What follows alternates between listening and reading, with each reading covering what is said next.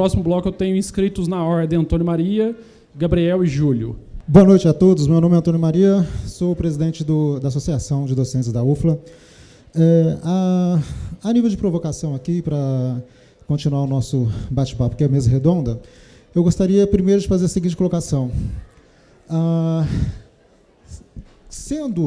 Considerando que Paulo Guedes ele fez o doutorado dele nos Estados Unidos, Chicago, e aí ele tem uma formação no exterior, onde seria uma educação melhor, a pergunta é, durante os estudos dele, será que ele não comparou esses modelos econômicos que tem a Noruega, a Dinamarca, em que o imposto chega a 54%, 57%, e que garante às mulheres, por exemplo, uma licença maternidade de 1 ano, para o pai também durante 3 meses, em que você tem vários direitos sociais garantidos?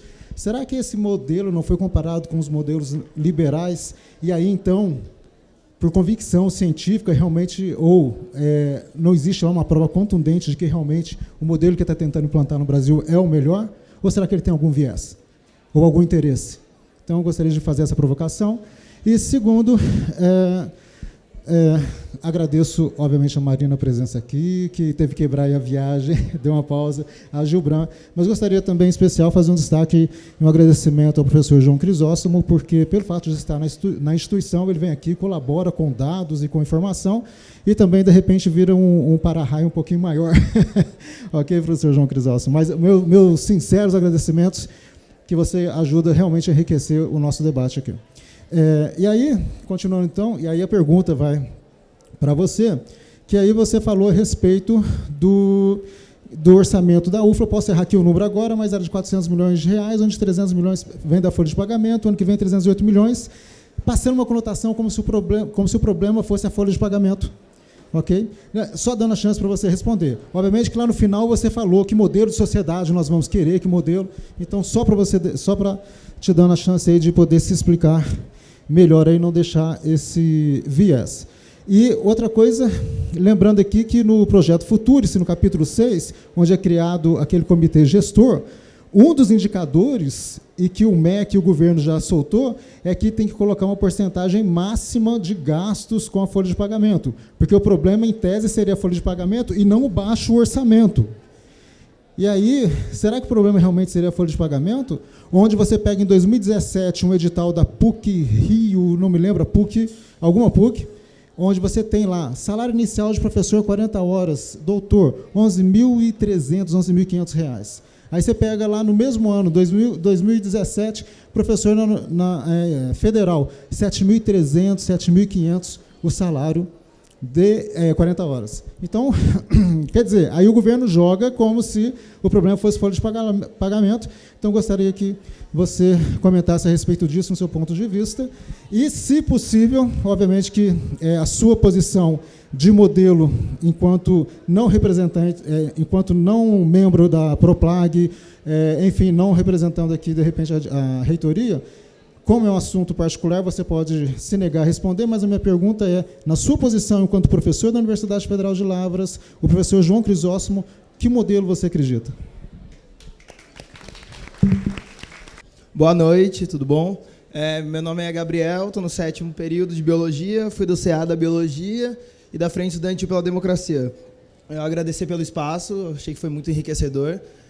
Eu gostei muito do seu jeito de falar, Gibran, e gostei muito da Marina também, achei que ela foi genial. Uma pergunta é para você e outra para o João. A pergunta para a Marina primeiro, né, entender que esse cenário... Desculpa, vou ficar de costas, que eu estou meio nervoso.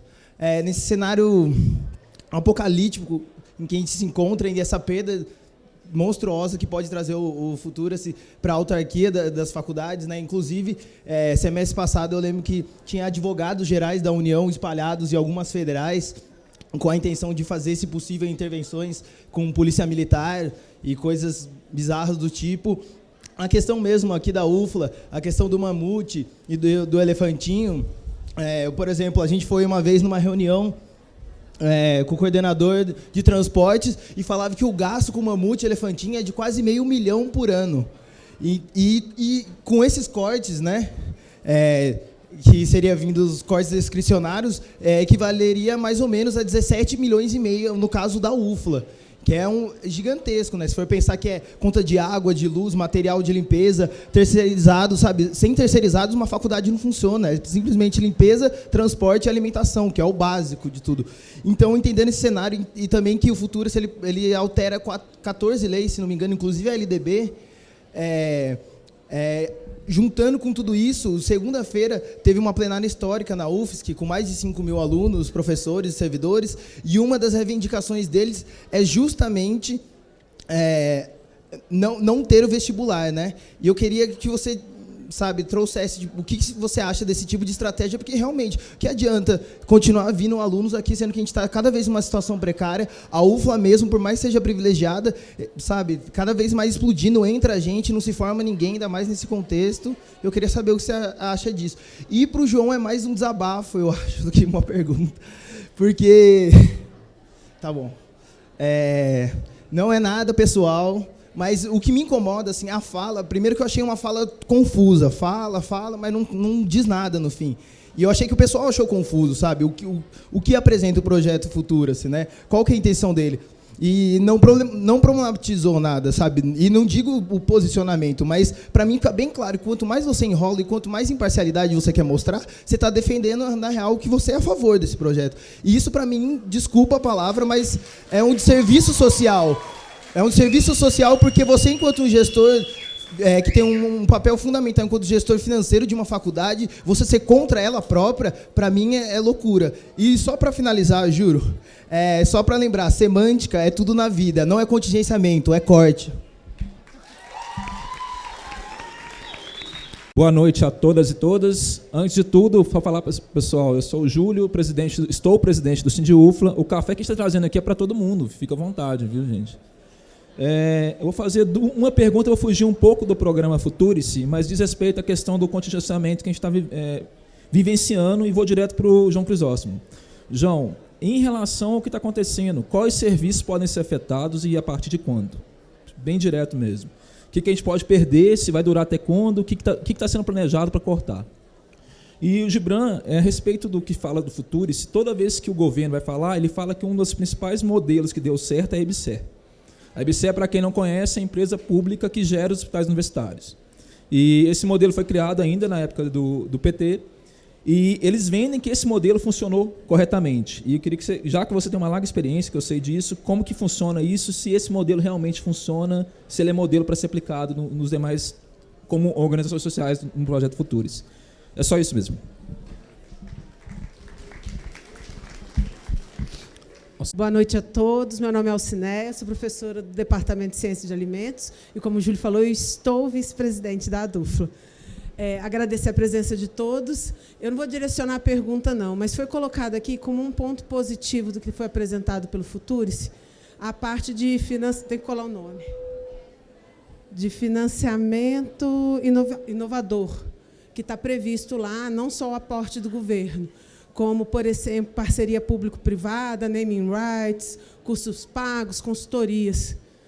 Só que aí eu fico imaginando assim, para que um projeto de lei para autorizar a universidade a fazer algo que ela já faz?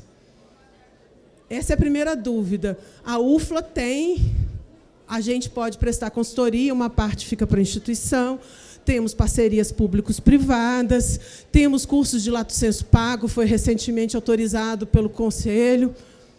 Para que um projeto de lei para autorizar o que já é feito?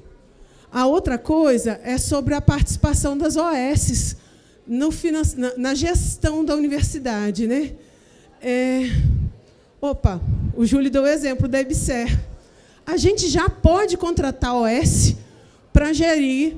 A EBSER não é OS, mas para gerir hospital público, hospital universitário, para gerir parques industriais. Para que um projeto de lei para dizer que eu posso fazer o que eu já posso fazer? Aí começa a vir as dúvidas. A impressão que tem é que o projeto de lei fala que vai fazer algo e quer fazer outra coisa. E por que a gente pensa nisso?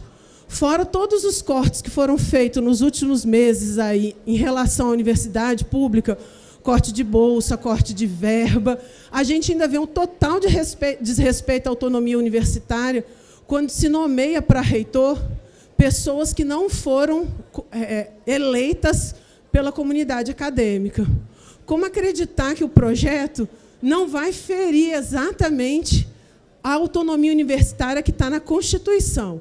Para derrubar a autonomia universitária tem que ser PEC. Né? Então, assim, às vezes me dá um calafrio quando a gente ouve falar tem coisa positiva, não é nada tão ruim assim. Mas é que quando a gente começa a ver que tem muito lobo querendo passar em pele de cordeiro e que não dá para confiar no governo que a gente tem aí gerindo o Ministério da Educação. Então, minha colocação é mais nesse sentido. Eu queria saber de vocês, não vou nem jogar para o João, para não parecer que eu estou cutucando o João, não. E aí eu concordo com os alunos. Eu só vou te perguntar uma coisa, João. O relatório já é público? Porque eu acho que é importante que toda a comunidade acadêmica tenha acesso ao que vocês deliberaram.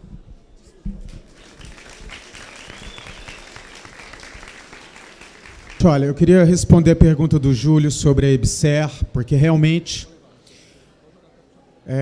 todas as vezes que o governo faz propaganda do Futuris, ele usa a EBSER como exemplo. A EBSER, para quem não sabe, é uma empresa brasileira de serviços hospitalares que hoje faz a gestão dos hospitais universitários. Provavelmente vocês não têm muita proximidade com essa situação. Aqui, acho que aqui não tem hospital universitário. Mas a maioria das universidades tem hospital universitário. E quando eu tive recentemente na direção da FASUBRA, que é a Federação dos Técnicos, e como tem técnicos que trabalham nos hospitais universitários pelo país inteiro, nós fizemos uma luta muito forte para não deixar implementar a EBSER para gerir os hospitais, e nós perdemos essa batalha.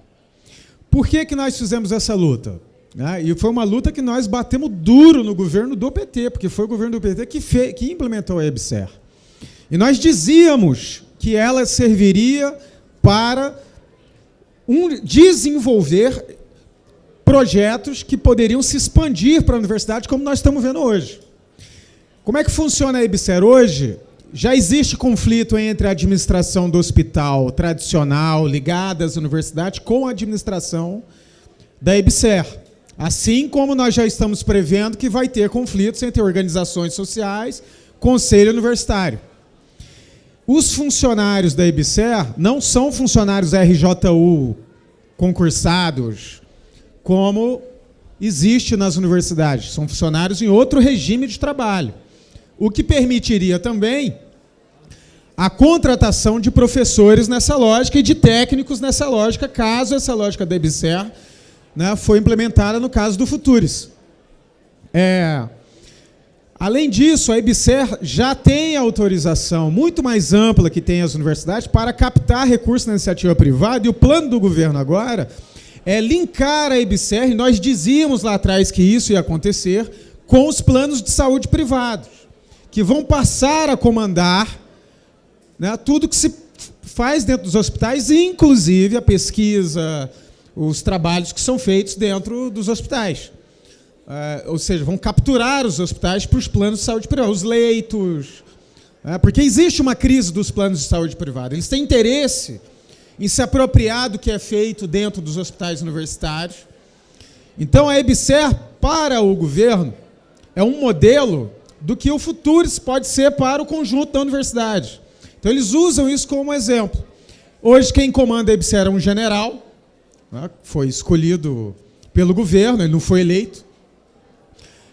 Eu tenho observado como vem sendo as lutas dentro dos hospitais dos trabalhadores da EBSER, ou seja, eles estão sem aumento de salário, tem um sindicato muito mais frágil, porque eles são apartados dos sindicatos que são da base da FASUBRA.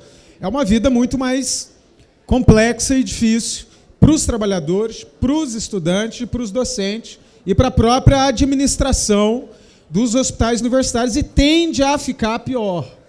Tende a ficar pior. E se acontecer mesmo essa captura dos hospitais para os planos de saúde privado, nós vamos ter o que já existe em Porto Alegre, por exemplo, na URGS, que é um hospital que tem uma parte do hospital que é do SUS, mas já tem uma metade do hospital que já está capturado para a iniciativa privada, e não é mais um hospital para quem precisa do SUS, é um hospital para quem tem plano de saúde privado, e nós sabemos que hoje, como é difícil pagar um plano de saúde privado. Acho que muita gente que está aqui, que tem plano de saúde privado, está suando para pagar, e tem muita gente aqui que sequer tem um plano de saúde privado porque não consegue pagar. E tem gente aqui que sequer vai sonhar um dia inteiro um plano de saúde privado, vai ter que recorrer ao SUS, e muitas vezes recorre ao hospital universitário, mas se ele for capturado parcialmente ou totalmente pelos planos de saúde privado, vai ter já um acesso restrito para quem precisar do SUS, que é o que vai acontecer com quem precisar da universidade para ter acesso ao conhecimento. Essa é a lógica. Então é isso. Muito obrigado, eu vou ter que ir embora, eu tenho uma outra reunião. Amanhã eu vou estar aqui em São João del Rei fazendo esse mesmo debate. Eu queria agradecer a todos vocês que ficaram aqui ao final, parabenizar a iniciativa dos segmentos que construíram esse momento. Isso é só o início da luta. Vocês vão ver que as coisas vão ficar piores depois do 7 de setembro. Vocês vão ter que lutar para manter esse RU aberto, para ter bolsa de pesquisa, para ter essa universidade funcionando. Na UFRJ nós estamos lutando para pagar a conta de luz, para pagar o ônibus que circula na universidade, porque a universidade é muito grande, não tem como você andar a pé pela universidade inteira. Então, é uma luta que nós vamos enfrentar pela frente, é importante ter consciência disso, é importante se sacrificar por isso, porque vale a pena se a gente tiver uma vitória, impedir essa derrota histórica. Então, parabéns também para todos aqueles da administração superior dessa universidade que vieram para o debate. Pode ser que nesse momento na administração tenha opiniões distintas, então nós temos que fazer a luta política para que as opiniões que compreendem a importância dos 111 anos, é isso que faz hoje a UFLA, sendo uma universidade aberta à sociedade, democrática, que produz conhecimento majoritariamente ainda para a sociedade, ganha essa luta interna, e esse é o nosso papel. Muito obrigado, pessoal. Bom, até por tempo, eu vou tentar juntar as duas perguntas sobre a questão, enfim, de Santa Catarina, vestibular, e do porquê fazer um projeto de lei para autorizar coisas que já acontecem. Eu acho que é um ponto muito bom. Eu acho que, assim, faz parte do jogo político, quando a gente tem uma agenda, o outro lado propor outra agenda que vai suplementar e sufocar a que estava em vigor. E isso acontece sempre. Ambos os lados, oposição e posição, governo, podem fazer esse tipo de jogada, mas geralmente quem tem mais força para isso é o governo. O movimento social geralmente fica um pouco mais refém da agenda que está posta pelo Estado. E eu acho que é o que está acontecendo aqui. Eu acho que uma pá de causas e agendas importantes que deveriam estar sendo discutidas não estão podendo ser discutidas porque a gente parou tudo para falar disso daqui. E tem que parar mesmo. Mas coisas como acesso, como vestibular, número de vagas, como é que a gente pode aumentar o número de alunos que completam o curso e aumentar a nossa eficiência nesse sentido de formatura e formação dos nossos estudantes. Tudo isso está parado. São perguntas importantes, agendas importantes, que a gente não está conseguindo discutir, porque agora está discutindo isso. E vale a pena lembrar, a questão, né? Porque é um PL que faz o que já está sendo feito. Ele veio em resposta aos movimentos sociais. Ele veio num momento em que quem estava ocupando a rua éramos nós. Era a universidade com alunos e professores e alunos secundaristas. Que eu concordo muito com o que o Gibran estava falando. É esse grupo que tem puxado o movimento da rua, e eu acho que é esse grupo que tem que continuar puxando e que está apresentando uma ameaça e está incomodando. E em resposta a isso, é meio um cala-boca. Tava o pessoal na rua pedindo mais dinheiro, tipo, tá aí, ó, façam isso, arrumem mais dinheiro. E eu acho que isso mexe com a opinião pública. Porque para a opinião pública é assim, mas o pessoal está na rua ainda? O governo já não deu o Futurice? O que está faltando? E aí faz parte do nosso trabalho explicar. Isso já era feito, o potencial de renda é baixo. Enfim, o governo colocou um problema na nossa mão e agora a gente tem que lidar com ele. Eu acho que é um pouco essa a intenção do porquê um PL que faz o que já estava sendo feito. Eu acho que é realmente uma estratégia política. Mas agradeço muito, parabenizo os organizadores, um espaço muito legal, muito importante. Parabenizo o pessoal da organização que veio, isso é maravilhoso estar aqui para o debate, para explicar e mostrar a opinião da universidade, está aberto às críticas. Parabéns, obrigada por estarem aqui até o final. E vai ter luta e amanhã vai ser maior. Obrigada.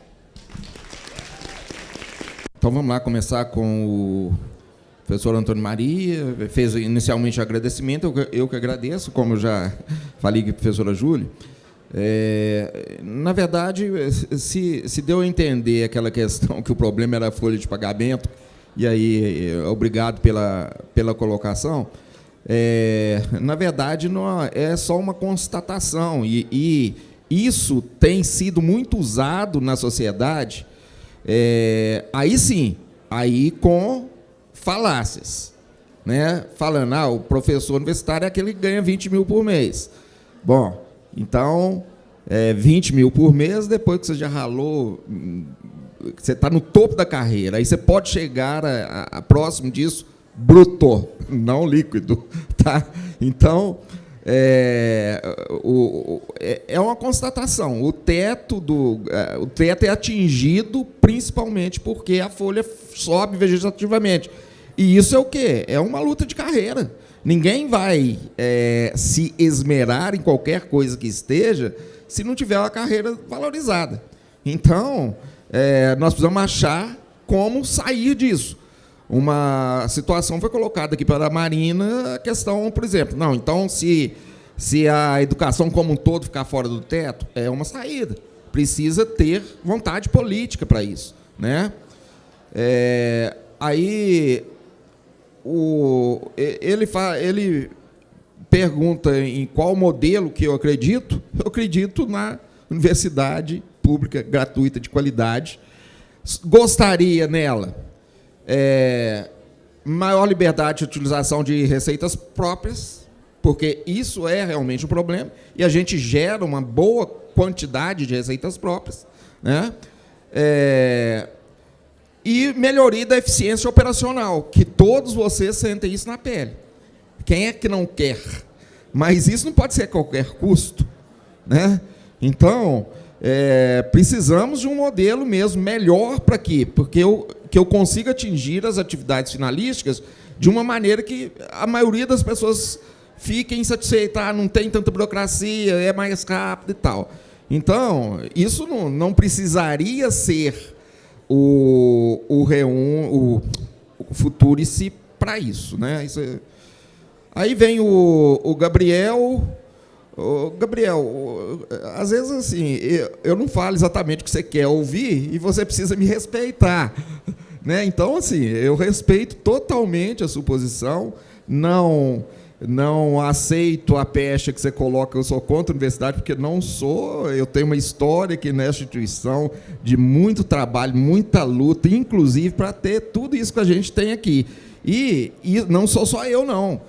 Eu acho que se a gente encontrar, sei lá, se existe, mas eu não acredito que exista algum servidor desta instituição que seja contra a instituição. Nós podemos ter o quê?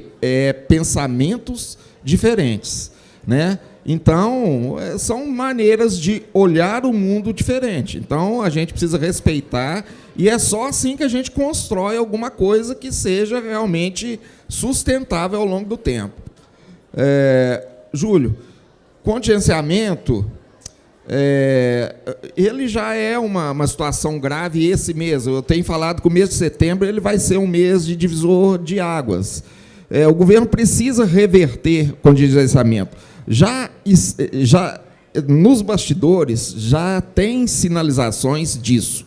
Eu tive na reunião da Andifes, representando o reitor, na semana passada, e o secretário foi lá, né, estavam todos os reitores e alguns representantes, e ele falou, ninguém vai deixar de pagar conta por falta de recursos. Só que isso precisa realmente acontecer. Nós não deixamos ainda de pagar a conta por falta de recursos. Precisamos ajustar algumas coisas já para o mês de setembro, e isso inclui descontingenciamento, mas para o mês de outubro nós precisamos, aí sim, de uma ação mais forte de desbloqueio. Aí, o que você me pergunta, o que é que pode parar? Na verdade, já era para ter parado muita coisa. A gente só não parou, por quê? Por causa da responsabilidade com essa comunidade. Então, quando nós tivemos o decreto emitido, em julho, a gente já teria que ter demitido 200 terceirizados. Nós não fizemos isso. nós fizemos uma pequena demissão em pontos que a gente entendia que era possível e fizemos vários cortes, várias ações aí estão comprometidas, mas só que nós, como gestores, estamos com a cabeça na guilhotina. Porque se eu tenho já um decreto que me fala que o meu orçamento não dá para terminar o ano, na literalidade eu teria que ter cortado isso lá, ó, independente. Eu não quero saber de mamute restaurante universitário, não. Eu quero saber de preservar uma coisa que, na verdade, em essência, é o meu emprego como funcionário público. Porque se eu for acionado como improbidade administrativa, e isso pode acontecer, obviamente, então isso pode custar o emprego dos gestores. Só que nós vamos, por causa de uma situação dessa, simplesmente falar, não vamos lutar, vamos fazer o que tem que fazer, vamos cortar, os alunos transitam no campus a pé, arruma maneira de comer, não vão pagar bolsa, apesar de que no PNAES mesmo, das bolsas aí que são para estudantes vulneráveis, não foi cortado, né? Mas várias outras situações que dependem da gente colocar essa cara a tapa. E aí, isso vai muito na linha de que a gente, como gestores, nós temos uma situação que precisamos olhar a maneira de abordar, porque isso é responsabilidade com a comunidade. Tá?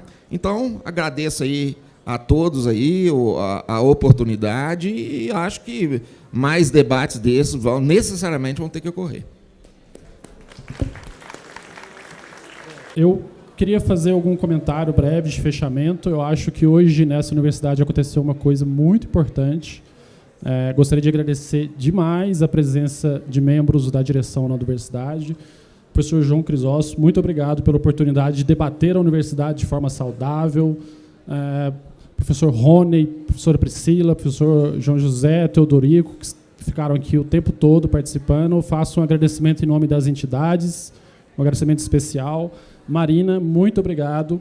Gibran, também vou agradecê-lo, porque na ausência a gente pode falar bem, né? Não tem problema falar mal que não pode. E eu gostaria de dizer, aproveitar a presença dos membros da direção, que nós, das entidades, quando saímos do GT Futuros, nós anunciamos que faríamos o debate, porque nós achamos que ele é fundamental para a universidade, mas esse debate tem que ser feito de forma pública, esse debate precisa ser feito de forma aberta, esse debate precisa ser feito chamando todos os atores da universidade para conversar, porque a opinião do estudante calouro é tão relevante quanto a opinião do reitor.